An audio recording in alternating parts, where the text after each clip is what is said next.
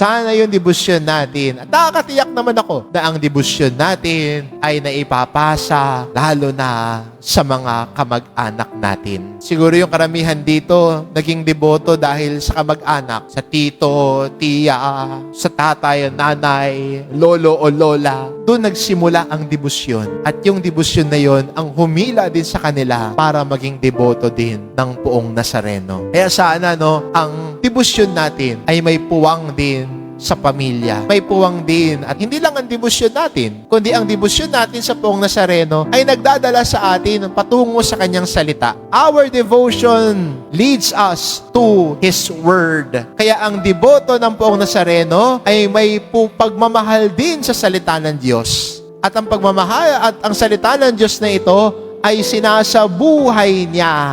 Pinakikinggan niya. Sinusundan niya.